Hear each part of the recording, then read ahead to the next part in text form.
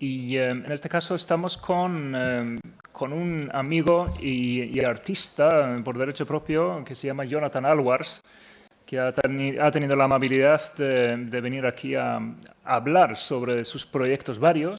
Luego, más adelante hoy, hará una presentación de su novela. Es una novela de fantasía basada en la mitología asturiana. En esta primera sesión, sin embargo, porque la presentación del libro tendrá lugar luego a las 7 en la librería de Elcar, del campus. Para ir empezando, en esta sesión de la tarde nos va a hablar un poco más en torno a la mitología asturiana en concreto, ¿no? Es decir, que esta conferencia, el mito en las artes, no solo toca las diferentes expresiones del mito en diferentes expresiones artísticas, sino que también las transformaciones de los mitos, ¿no? en literatura, etc., ¿no? Dentro de la literatura, evidentemente, pues, todos los mitos se podrían considerar literarios en su origen. Literatura oral, relatos que nos ayudan a comprender el mundo un poco mejor, tal y como exponía de manera brillante aquí antes, hace un rato, Amaya, ¿no? Es decir, que los mitos nos ayudan a comprender el mundo mejor, ¿no? Y entonces, lo que llama la atención es que todas las regiones del mundo prácticamente han tenido sus propias mitologías. Y es un rasgo, yo creo, que define la humanidad. Esa es parte de la condición humana, es tratar de darle un sentido a la existencia mediante historias. Narramos las historias, ¿no? de diferentes maneras.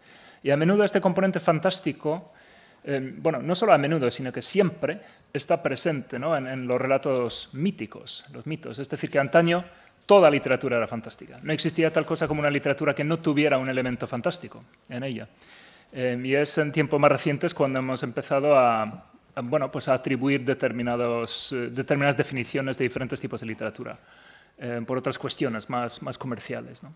Pero bueno, aquí Jonathan Alwars es un hombre muy polifacético que se dedica a todo tipo de aventuras literarias, artísticas, de diferente índole, ¿no? Jonathan es escritor, también editor de libros, es actor de voz, también cineasta, ha empezado a realiza sus propias producciones hace bastante poco tiempo. Y quizás la novela que más cerca tiene a su corazón sea Los 15 caballeros de la 10ª Orden. Esa es la novela que después presentará en Elcar a las 7 de la tarde, aquí en el campus. También tiene otros libros, un ensayo con tintes de autoayuda que se llama Programa tu felicidad. Ya luego nos puede hablar, si queréis, de este libro también. En definitiva, es un hombre que tiene 1000 caras. Yo creo que toca diferentes tipos de expresiones artísticas. Y si hay algo, creo que unifica todos estos esfuerzos artísticos, quizás sea la mitología asturiana. Y el lugar, Asturias, como una región que ha generado en su imaginación pues toda una serie de relatos, de historias y de vivencias y pues la experiencia vital propia de Jonathan, que vive, si no me equivoco, en el centro de Asturias, en un pueblo relativamente pequeño, en contacto con la naturaleza, muy cerca. Es decir, que todos aquellos mitos que vienen siempre del campo, no vienen de la ciudad, se generan en el campo, pues es algo que Jonathan ha tenido pues, acceso a estos mitos desde que era niño. Entonces, en la sesión de hoy, de esta tarde, pues la hemos llamado La mitología asturiana y su transformación en literatura, porque es a esto a lo que se dedica Jonathan en gran medida, en definitiva.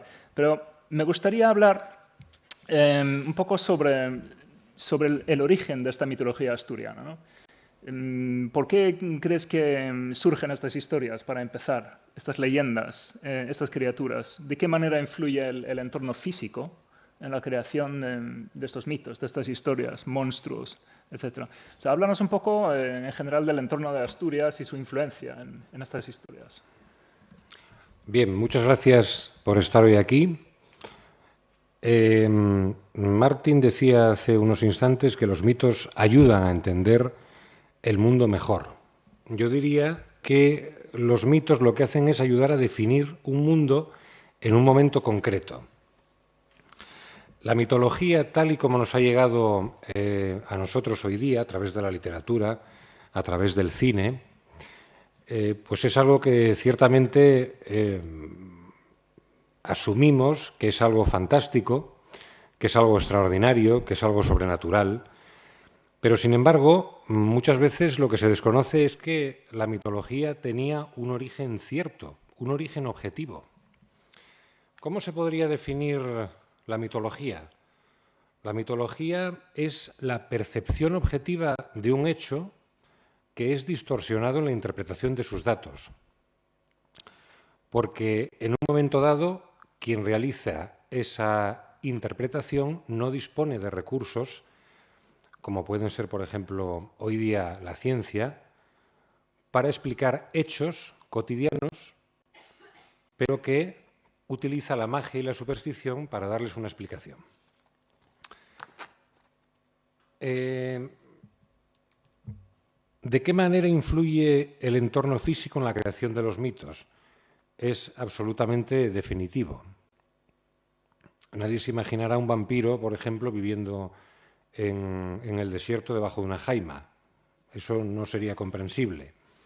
Un vampiro tendría que efectivamente encaja más con las características como es el entorno de Transilvania. Estaríamos más bien orientados en ese sentido. Bien, por tanto, si el entorno es decisivo en la definición de las características del mito, la cultura y el tipo de sociedad del lugar en el que surge construye el mito en armonía con ese entorno. Bien, yo voy a hablar ahora mismo de cómo pudo surgir uno de los mitos más conocidos en la mitología universal, como podría ser el basilisco. El basilisco es una serpiente con una gran potencia venenosa, se la considera el rey de las serpientes, y la característica que tiene es que cuando alguien contempla los ojos de un basilisco se queda ciego. Esto es lo que nos cuenta la mitología. Vamos a ahora aproximarnos, vamos a acercarnos más a la era moderna y hablar de una criatura como es la cobra escupidora. Recientemente se ha hecho un estudio sobre la cobra escupidora. Es un estudio que hizo Bruce Young, es el estudio más completo que se ha realizado al respecto.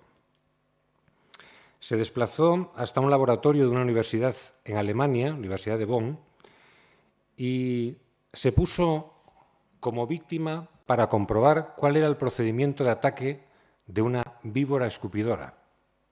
Se colocó unas gafas con unos acelerómetros y hizo unos descubrimientos realmente sorprendentes al respecto. Y es,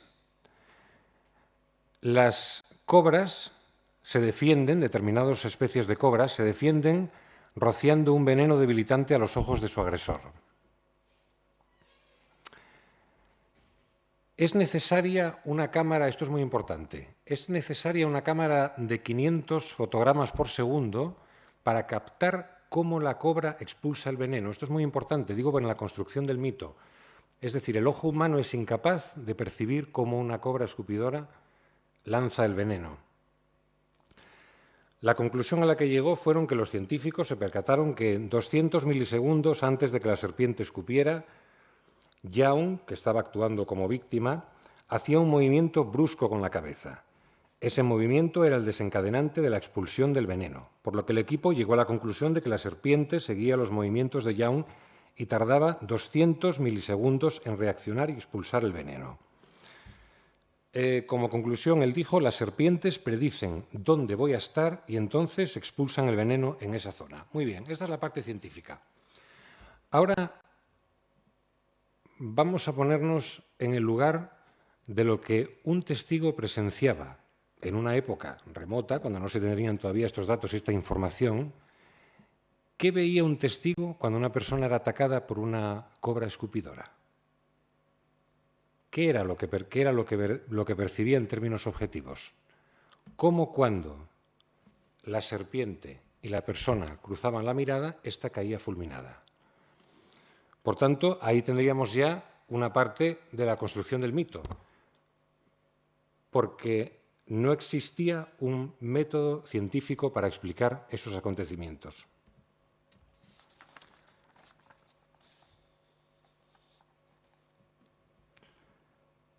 Bueno, vamos a ver.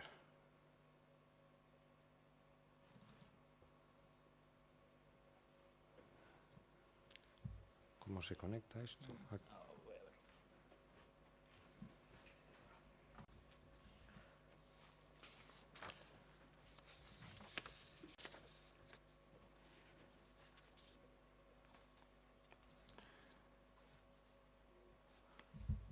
Por tanto, si como decía antes, la mitología podría definirse como la difusión de un hecho perceptualmente cierto, pero totalmente distorsionado en la interpretación de los datos, llegamos aquí entonces a una de las criaturas de la mitología asturiana más características en este sentido, que es el cuélebre.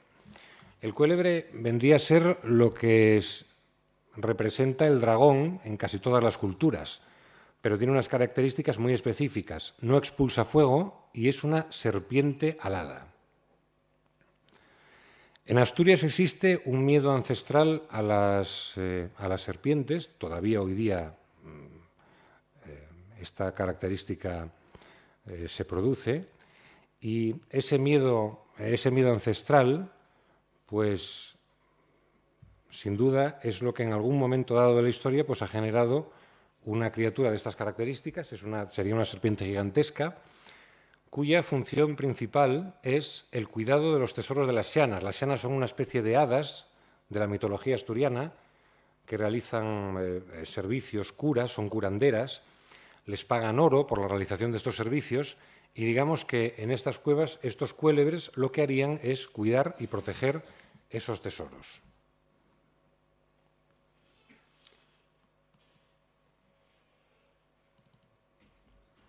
Bien, esta es la guaxa.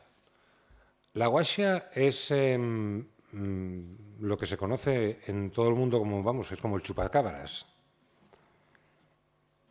Es una bruja, puede transformarse en cárabo o en lechuza, y tiene la cualidad de que si por cualquier circunstancia sufriera algún daño cuando está transformada en lechuza o curuxa, no puede volver a su estado de mujer de nuevo. Si alguien la ayudase, si alguien la mantuviera en su casa y la ayudase a que curase sus heridas, ella lo que haría es posteriormente ayudarlos. Bien, este es el Nuberu. El Nuberu se considera el señor de las tormentas. Tiene la capacidad de dominar todos los fenómenos climatológicos. En Asturias se dan unas circunstancias muy curiosas en cuanto al clima. Es la existencia de los microclimas. En en cientos de metros puede estar lloviendo, puede estar haciendo sol y lo estás viendo desde el mismo entorno. Y estos microclimas, a una sociedad en concreto, han podido darle a entender que no era posible que hubiera una climatología que tuviese una autorregulación, sino que tenía que existir una deidad que controlase y dominase los fenómenos de la atmósfera.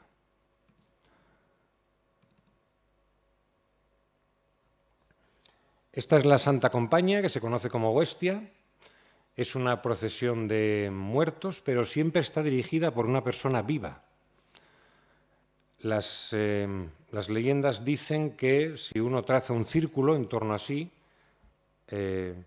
esta procesión de muertos no recogería su alma. Bien, este es el trásugo. El trásugo es un duende que principalmente vive en los domicilios de las casas de gente rural. Si las personas que viven en esa casa le caen bien, pues entonces realiza todas las tareas de la casa. Si por el contrario las personas no le gustan o le producen algún tipo de daño, pues entonces lo que hace es desaparecer las cosas, esconderlas y volverlos locos. Si se cambiaran de domicilio, el trásugo los acompañaría.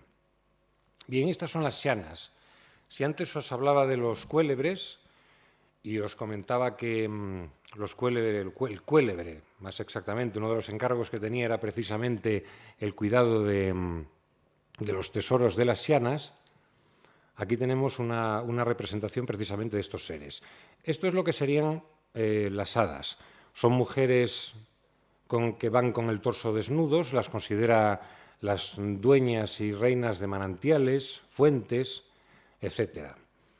Están hechizadas y lo que hacen, una vez que realizan labores de curas, ayudan a campesinos y demás, estos reciben el oro, ese oro ellos lo guardan, lo que hacen posteriormente es, con ese oro, intentan de alguna manera ganarse los favores principalmente de un hombre que las libere de ese hechizo.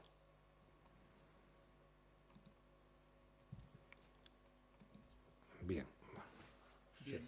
Entonces, o sea, lo que estamos viendo es que muchas de estas criaturas que podrían encontrar sus correspondencias en otras mitologías, ¿no? Yo no sé, los Trasgus, por ejemplo, pues son como goblins en el folclore inglés, por ejemplo, o como los gnomos particulares de Escandinavia, ¿no? en el norte de Europa, por ejemplo.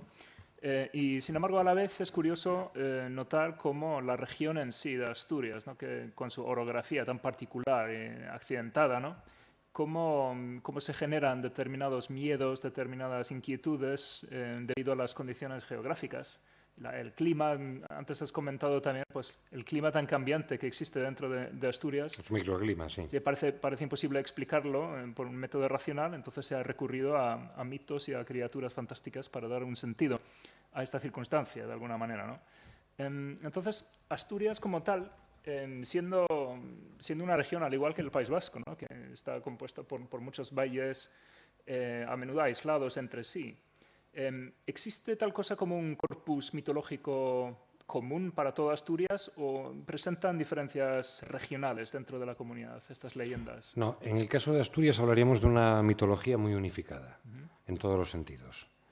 De hecho, incluso a nivel de leyendas, cuentos, etcétera, pues siempre vemos reflejados los mismos mitos. Entonces, ¿ha actuado de algún modo como vehículo para crear un sentimiento de pertenencia a una misma comunidad, a una misma cultura? ¿Ese es un eje central de la cultura en Asturias? Hoy día sí, hoy día. Pero si hablamos en el momento en el cual surgió la mitología, lo que era una fuente de temor. Lo que producía era una fuente de temor. Es decir, los campesinos en aquel momento, porque principalmente estaban dirigidos a zonas rurales, no disponían de instrumentos para explicar muchos de los acontecimientos que son hoy día básicos para su comprensión. Entonces, solo entendían que por medio de la magia, la superstición y el atribuir cualidades sobrenaturales y sobredimensionadas, magnificadas a los mitos, era la única manera de explicar hechos que hoy podrían ser perfectamente entendidos. Entonces, este corpus de leyendas, de alguna manera, o sea, quiero decir que lo que ocurre en todas las mitologías, en todo el mundo, básicamente, es que existe la figura de recitador de mitos. O sea, una especie de chamán en determinadas culturas, un cuentacuentos en otras culturas, puede ser en el caso de los hermanos Grimm, cuando fueron recolectando los cuentos populares de Alemania, recurrían a señoras en los diferentes pueblos de Alemania, pues, no sé, existe algo en la cultura asturiana parecido a la figura de cuentacuentos o al bardo o al trovador, alguien que transmitiese el legado legendario de un lugar a otro. En este sentido, partía de la propia sociedad, es decir, la mitología hasta hace muy poco tiempo en Asturias ha estado en el imaginario de las familias. Era una conversación que podía llevarse a cabo en una mesa, en una cena, cosa que hoy día es absolutamente inviable. Había una difusión cultural a la hora de hablar de los mitos. Hay que tener en cuenta que, aunque esto parezca increíble decirlo, que un campesino de mediados de los 80 en Asturias tenía muy pocas diferencias con un campesino de la Baja Edad Media. Exceptuando por la electricidad y que comenzaban algunas maquinarias a aparecer en el panorama de la técnica de agricultura, se seguían utilizando prácticamente los mismos métodos que en la Baja Edad Media. Entonces, una cultura que estaba tan atrasada y una cultura que tenía un nivel de formación tan bajo, pues recurrió o, digamos, conservó la mitología, extendió la mitología hasta unas épocas que en otras zonas no era habitual que esto sucediese. Es decir, yo tengo 41 años y a mí gran parte de la mitología asturiana me ha sido transmitida aún por difusión, bien fuera por cuentos, bien fuera por leyendas, pero todavía estaba presente en el imaginario de las familias. Estás hablando de una transmisión oral. Entonces, una transmisión oral, sí, y además recurrente. Cuando tú eras niño, entonces, pues eso Sí. es como recibías este legado mitológico, ¿sí? De hecho, era una forma que yo creo que era una de las maneras mejor que podías controlar a un niño cuando no querías que hiciese algo. A mí me decían, no te acerques al río, porque sale la madre del río. Se llamaba la madre del río. ¿Qué sucede? Si a lo mejor te dijeran que una deidad más potente, algo más difícil de entender, está observándote, probablemente no le dieras mucha importancia. Pero la madre del río, cuando a lo mejor hacía 5 minutos que la alpargata de tu madre había sobrevolado la habitación y te había caído en la cabeza, pues aquello era más plausible ya y servía también para que los niños se mantuvieran alejados de determinadas estructuras que pudieran ser peligrosas, porque un niño daba mayor credibilidad a un mito, a una serpiente gigantesca, a un hombre que te pudiera meter en un saco, que a cualquier otra cuestión. Entonces, ya digo que yo viví eso, viví todavía el que intentasen infundirte temor por medio de la mitología. Y, por supuesto, la transmisión oral como un elemento cotidiano. Claro. Entonces, me da la sensación que toda esta transmisión de la mitología asturiana está muy vinculada también al entorno rural. O sea, hoy en día entiendo que, tal como sucede en el resto de este país, existe cierto éxodo rural, es decir, que una migración del campo a la ciudad. Entonces entiendo que, no sé cómo está la situación en Asturias, entonces progresivamente se van perdiendo estos mitos, ya no existe esta transmisión oral. ¿Cómo se puede preservar hoy en día estos mitos? La mitología, la única forma de conservarla, que es la manera en la que hoy día tenemos todas las documentaciones o conocimiento al respecto, es quien en algún momento dado haya recogido esa tradición oral, que bien podía ser mediante leyendas, mediante cuentos. Había muchos cantares que recogían también historias relacionadas con cuélebres y demás. Esta es la única forma. Y después llevada a la literatura. En Asturias hay muy poca tradición, a pesar de la riqueza mitológica, a pesar de la riqueza de los mitos que existen, que podría ser comparada, estamos hablando de una región, y de una región pequeña, y tiene una mitología que puede ser comparada a la que tienen algunos países. Es raro que no haya habido una literatura más completa al respecto. Hay cuentos recogidos, se recogen leyendas, pero no hay novelas o libros como tal que describan, pues, por ejemplo, como podemos tener un Señor de los Anillos, ¿no? Eso no es así. Y después está su paso a la cultura popular. El mito hoy día ya no es un elemento para infundir temor. Por tanto, pasa a formar parte de la cultura popular. Hay negocios que se llaman con nombres de mito y no tiene absolutamente nada que ver con eso. Ya tenemos a personas que el nombre de Xana en Asturias, por ejemplo, ahora mismo sí algo que antes era absolutamente impensable. Forma parte de la cultura popular. El turismo, por ejemplo, rutas que tienen nombres. Entonces, se utiliza desde un punto de vista, ha habido una evolución, ha habido una conservación, se ha perdido la tradición oral, pero ha quedado reflejado documentalmente, pero la intencionalidad del mito ya ha cambiado por completo. Y ahora la única forma de conservarlo, evidentemente, es a través de cultura popular o documentaciones. Evidentemente, uno ya no va a encontrarse en la circunstancia que a mí sí me tocó vivir, pues que a lo mejor un familiar te contase una leyenda que a lo mejor había escuchado hablar a su abuelo o a quien fuera, pero te hablaban de ello con la creencia de que realmente era así. Eso hoy día es imposible, porque nosotros cuando nos enfrentamos a un relato de fantasía sabemos de antemano que esto es así. Pero cuando en otras épocas se transmitían leyendas, las leyendas tenían el objetivo de protegerte generalmente de cosas que eran inexistentes, porque los miedos estaban magnificados, no eran tales. Existían unas fobias. ¿Qué sucedía con las fobias? Que había que atribuir unas características malignas a esos elementos, sobredimensionadas, no era tal que así. ¿Por qué existe las culebras en Asturias? Pues para que te encuentres una de 2 metros, esa es porque se ha comido medio bosque. 1,5 metros son animales constrictoras, se comen ratones, no atacan al ser humano, no son ni venenosas ni siquiera, aunque tenemos alguna especie de víbora venenosa. Por tanto, ¿por qué se fundamenta ese miedo desproporcionado a un animal cuyas características no son realmente tan negativas? Sí. Lo que es curioso también, o sea, todo el mundo hemos estado antes en la presentación de la investigación de Amaya. Amaya ha hablado de cómo los vampiros pueden llegar a encarnar las psicopatías, ¿no? Antes de saber cómo funcionaba una psicopatía, pues se le atribuía cualidades pues, vampíricas y tomaban se manifestaban como relatos sobre vampiros, etc., ¿no? Entonces aquí, por lo que veo, está ocurriendo más o menos lo mismo, ¿no? Una transformación de un hecho incomprensible en una leyenda, en una criatura mitológica en este caso.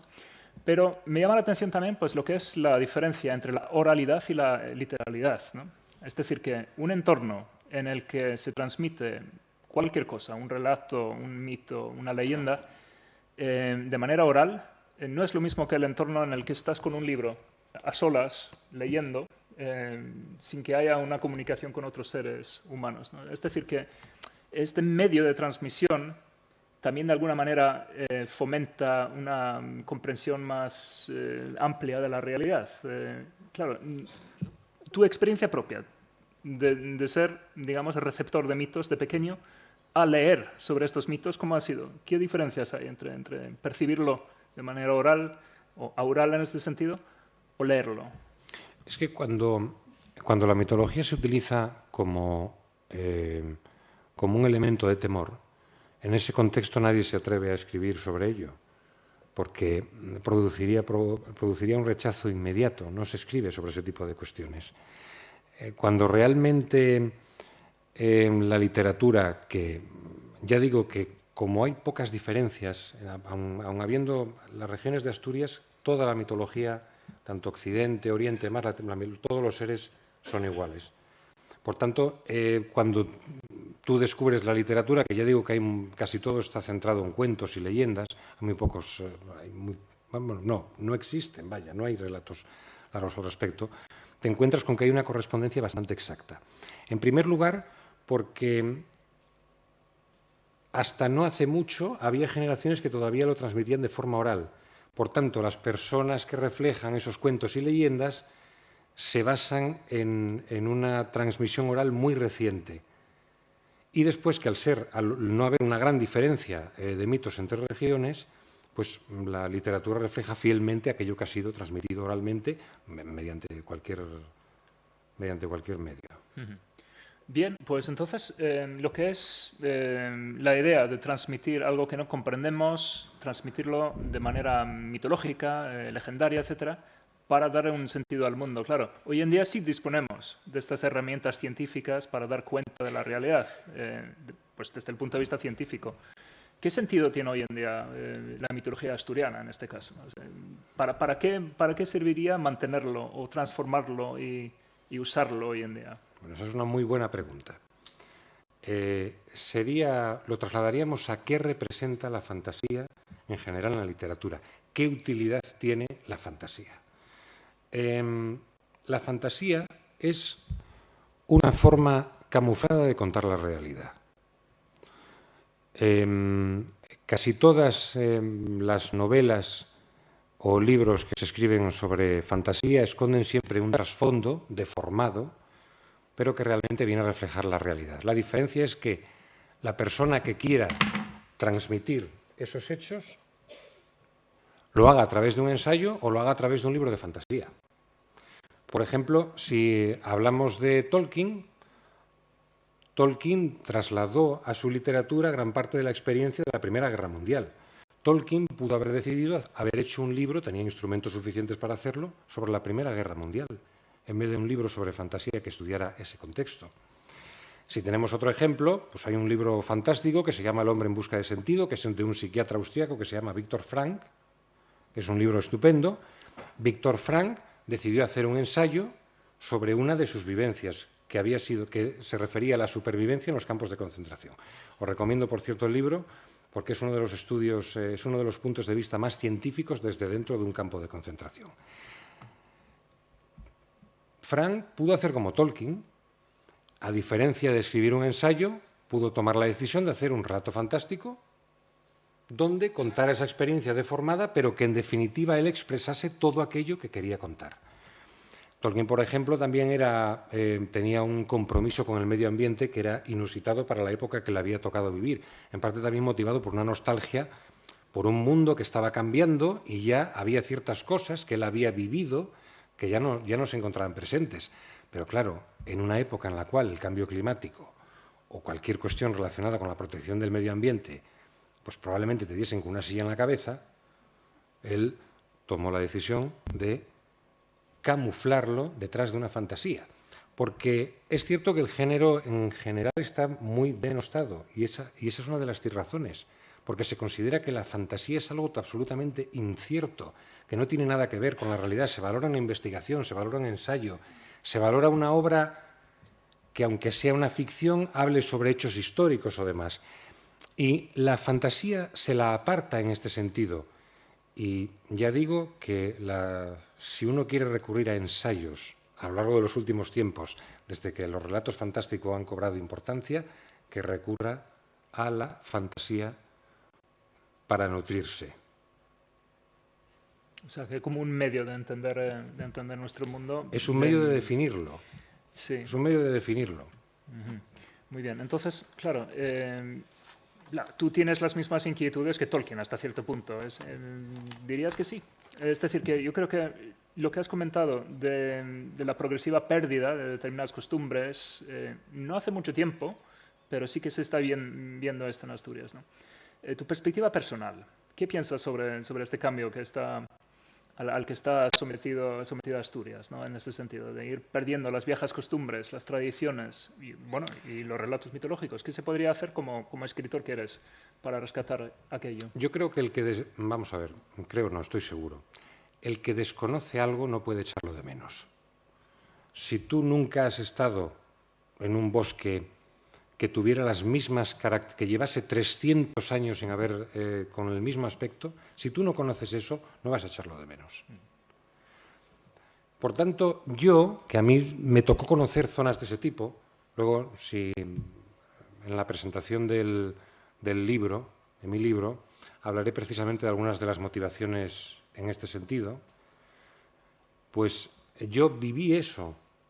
Por tanto, lo que hice a través de la literatura era reflejar esa destrucción que el hombre había provocado de forma sistemática de entornos naturales, pero no en el pico o en lugares absolutamente inhóspitos.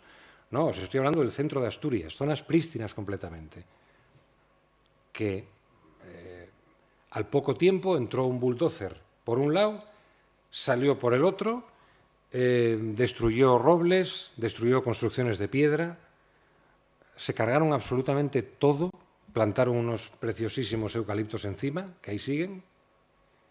Entonces, ese deterioro, pues precisamente queda reflejado o yo lo reflejo en la literatura de esa manera. O sea, como un modo Quiero de dejar rescatar constancia de aquello que he vivido. Es la única manera que ya tengo de recuperarlo. Eso no va a volver jamás. Si tú destruyes un entorno que lleva 300 años sin tocar, ninguno de los que estamos aquí vamos a verlo. Pues muy bien, yo creo que vamos a dar paso a preguntas de parte del público, que seguro que hay unas cuantas en torno a la mitología en general, la transmisión de la mitología asturiana, la situación en Asturias, lo que sea. Así que os animo a participar con cualquier comentario o pregunta. Ahora viene Madi. Bueno, Jonathan, gracias por la presentación, ha sido muy interesante. Además, bueno, acercarnos a la mitología asturiana es algo pues que se agradece porque yo personalmente la desconocía. Y todo lo que sea mitología, pues bienvenido es, por supuesto. Has hablado de algo que me ha hecho reflexionar, de esa pérdida de esa identidad, en cierta manera, que se ha ido esfumando. Y me gustaría saber hasta qué punto, porque entiendo que por la temporalidad estamos hablando que tú empiezas a notar esa pérdida, pues supongo que cuando eres joven o posadolescente, cerca de los 20 años, coincide con la irrupción de Internet en nuestras vidas. ¿Hasta qué punto las nuevas tecnologías, Internet, están apartando a todo este legado místico, mitológico? ¿Y qué es lo que podemos ganar o recuperar también para esta mitología? ¿Cuánto hay de pérdida? ¿Cuánto se gana? ¿Cómo lo ves? Gracias. La pregunta es muy buena. La respuesta no es muy optimista. Si tuviéramos la oportunidad, el ser humano tuviese la oportunidad de recuperar muchos de los aspectos que está destruyendo, tengo la certeza de que volvería a hacer lo mismo otra vez. Es decir, el hecho de volver atrás creo que para el ser humano no es una oportunidad, bajo mi punto de vista, desgraciadamente. Entonces, esto depende de la sensibilidad de cada uno. Si no somos sensibles con nuestro entorno, que es algo que sí nos muestra la mitología y la fantasía. La fantasía vive en directa armonía con su entorno. Viven de ese entorno, por tanto tienen que protegerlo. Es evidente. Si nosotros como seres humanos despreciamos nuestro entorno inmediato y lo destruimos, pues evidentemente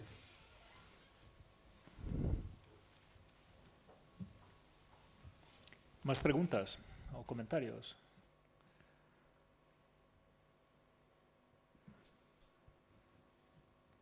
Bueno, entonces has comentado antes como que no existen libros que hayan recogido este legado mitológico, no se ha transformado realmente en novelas, en relatos. Esto no es del todo cierto porque tú mismo has hecho un libro, además fabuloso, basándote en lo que es la mitología asturiana. Y este es un libro que vas a presentar en más detalle a las 7, más adelante hoy. Sin embargo, igual, todo el mundo quizás no pueda acudir a esta sesión por motivos varios.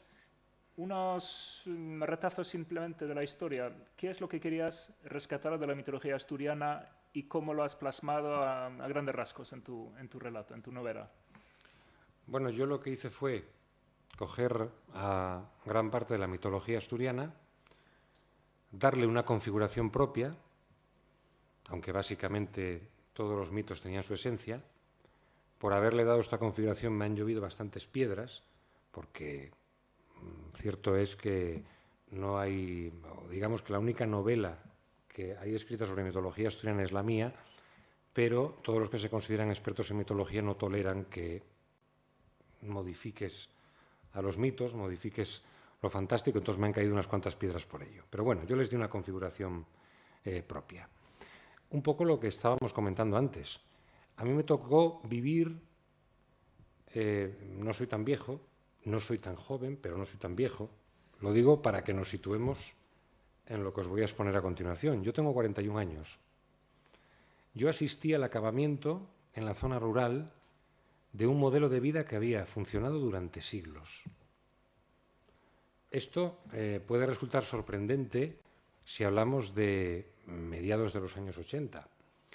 A propósito de la pregunta que había hecho Raúl antes, este deterioro que comentaba comenzó a producirse a partir de los años 90, más o menos. Y yo quería reflejar por escrito todas las experiencias que yo había vivido, todo el modelo que yo había visto, una forma de vida que ahora mismo es absolutamente impensable, pero que hace 4 días estaba operativa y que ya digo que la diferencia entre un campesino asturiano de la Baja Edad Media a un campesino de mediados de los 80 prácticamente era inexistente.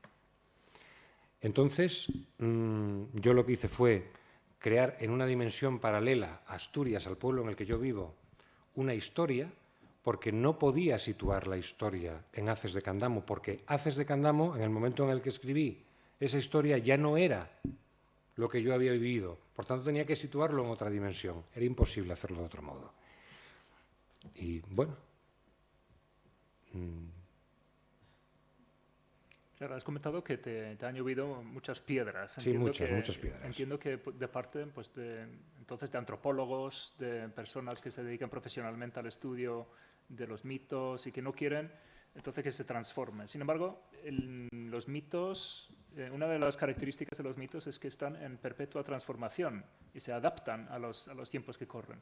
En el caso de tu novela, no te limitas solo a recrear aquello que fue, sino que das una vuelta de tuerca imaginativa importante. O sea, añades mucha cosa de cosecha propia, por así decirlo, pero partiendo de tus experiencias de este lugar, ¿no? En la campiña. Y bueno, aunque esta dimensión evidentemente representa las vivencias que yo he tenido en ese sentido, evidentemente también existe una conexión con la dimensión tierra, con la dimensión objetiva nuestra, donde sí se desarrolla, donde el modelo de vida es exactamente el nuestro y donde precisamente se produce una crítica y una lucha entre los dos modelos, entre un modelo que no entiende cómo el otro, por ejemplo, los cuélebres. Pues los cuélebres se preguntan cómo es posible que existan seres humanos que envenenan el aire que respiran. Esto es lo que piensa un cuélebre. En mi relato se hace ese tipo de preguntas que son las mismas preguntas que me hago yo cada día también. No tiene nada de diferencia en ese sentido. Pero es un poco como, lo podríamos denominar, son la quinta columna de lo que todavía queda en nuestra dimensión. Claro, háblanos un poco de los cuélebres. Los cuélebres en la mitología asturiana es esta serpiente alada, ¿no? Y que en tu novela, digamos que pueden ser buenos o malos. No existe un cuélebre absolutamente malvado hasta la médula, tampoco existe uno absolutamente bueno. Es un poco lo que hemos visto también. A nosotros. A los humanos, a eso me refiero, que tienen características bastante humanas, ¿no? Estas criaturas. Y una de las cosas que más me han intrigado cuando he leído tu novela es el tratamiento precisamente de estos seres, de los cuélebres, ¿no? Entonces, claro, ¿cómo transformas una serpiente, un animal, primero en un mito que ya estaba ahí, pero ¿qué te inspiró para darles un tratamiento tan humanizado a los cuélebres en concreto? Bueno, si criaturas mágicas conviven con seres humanos y las criaturas mágicas poco a poco van adquiriendo los mismos intereses que los seres humanos, si surge en ellos la bondad, si surge en ellos la codicia, si surge en ellos el deseo de poder, pues evidentemente los mitos acaban adquiriendo las mismas cualidades que tienen los humanos y acaban convirtiéndose en exactamente, teniendo bondad, deseo de poder, dominio, envidias, etcétera. Claro, la imagen, no sé si hay alguna otra pregunta. Todavía hay tiempo. Por ahí hay una.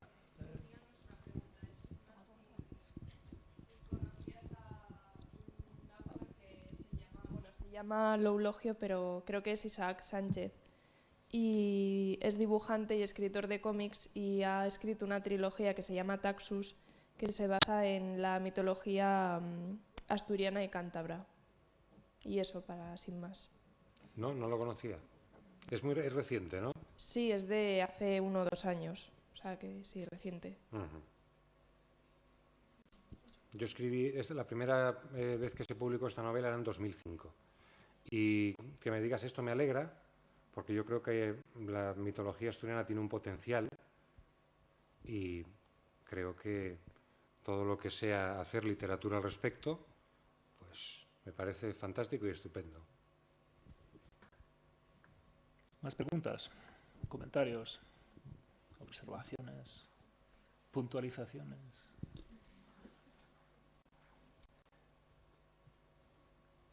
Bueno, pues entonces los dragones, volviendo a esta figura, los dragones, por ejemplo, en Tolkien, son un símbolo del mal. Se han convertido en un símbolo de la codicia y poco más. Y sin embargo, pues esto en la novela tienes unos registros muy amplios de comportamientos dentro de los... Además, Tolkien habla del último dragón. Sí, y sí. además, siendo una criatura tan fascinante para relatos, es una pena que nada más se hablase del último dragón, ¿verdad? Aquí no, aquí efectivamente son los que dominan el país, a hierro y fuego. Ellos son los cuélebres son los que dominan a todos los seres humanos y criaturas en esta tierra. Entonces, otra de las cosas que te habrán podido criticar es, por ejemplo, los nuberus, ¿no? los que usas en tu novela. Esto en la mitología asturiana es una sola entidad en realidad. Solo es una criatura. Solo hay un cuélebre, se habla de la xiana, se habla del nuberu, se habla del busgosu, solo hay uno. Entonces, el hecho de que yo hubiese creado una comunidad, pues tampoco sentó muy bien a los puristas, ¿no? Pero claro, no puedes hacer, con 5 o 6 mitos, no puedes hacer un libro de 400 páginas. Tenías que orientarlo de otra manera. Sí, sí, sí. Bueno, pues Tolkien en concreto pues vinculaba los mitos a la lengua y a la imaginación, ¿no? Existían estas 3 dimensiones que se unían, ¿no? El mito, la lengua y la imaginación. Entonces, como es algo plástico, como es algo flexible, la lengua no es una cosa monolítica, la lengua está en constante evolución también. Lo mismo los mitos, ¿no? Vemos como continuamente los mitos se transforman, adquieren diferentes expresiones y manifestaciones. Sin ir más lejos, dentro de poco tiempo vendrá aquí Paulo Urquijo, el cineasta, si no está aquí ya, y nos va a hablar sobre la transformación de la mitología vasca en cine. Y es algo que había hecho previamente también, hablará más sobre ello, ¿no? Tendremos ocasión de volver sobre estos temas en multitud de ocasiones a lo largo de estos 2 días que duran la conferencia. Y a no ser que haya alguna última pregunta para Jonathan, pues os animo a acudir a Elcar del Campus a las 7 para escucharle hablar sobre su libro, más en profundidad, sobre la novela Los 15 Caballeros de la 10ª Orden. Bueno, y por qué no, haceros con un ejemplar de la misma. Merece la pena, es un grandísimo libro, muy interesante y muy original, súper original. Pues, sin más, entonces, te doy las gracias, Jonathan, por venir. Ha sido un placer tenerte. Muchas gracias a todos.